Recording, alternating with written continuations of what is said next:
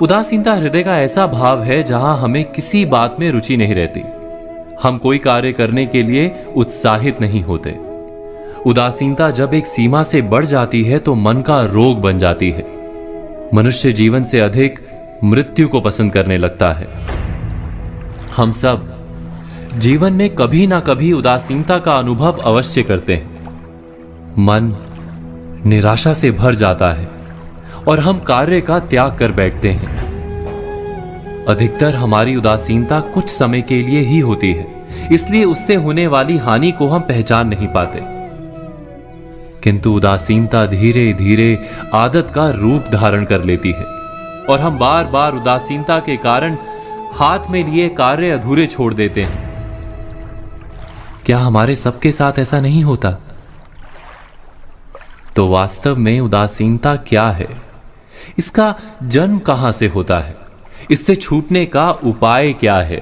उदासीनता वास्तव में मन की ऐसी स्थिति का नाम है जब हमें अपनी तकलीफों, अपनी कठिनाइयों का कारण बाहर दिखाई देता है। हम कहते हैं कि समाज बुरा है, नौकर या स्वामी गलत है, पति या पत्नी का बर्ताव अनुचित है, जीवन की परिस्थितियां प्रतिकूल है, वक्त हमारा साथ नहीं दे रहा, वगैरह वगैरह।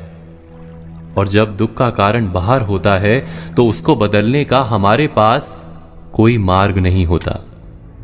क्या ये सत्य नहीं? हम समय को किस प्रकार बदल सकते हैं? परिस्थितियों में कैसे परिवर्तन ला सकते हैं हम? अर्थात हम स्वयं को निस्सहाय मानने लगते हैं और वहीं से उदासीनता का जन्म होता है। क्या ये सत्य नहीं?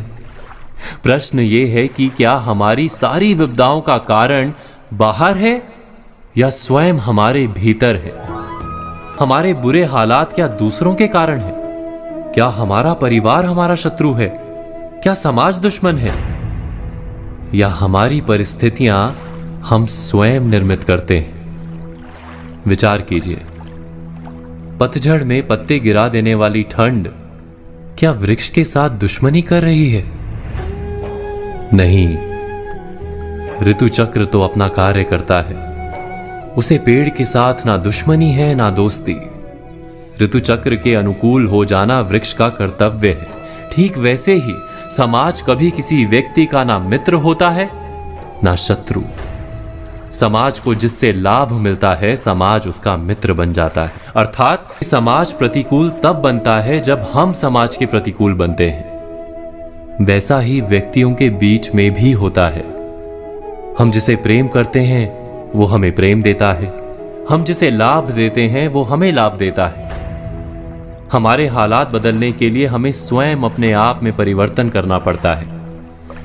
इतना समझ लेने पर स्वयं में परिवर्तन करना कठिन नहीं।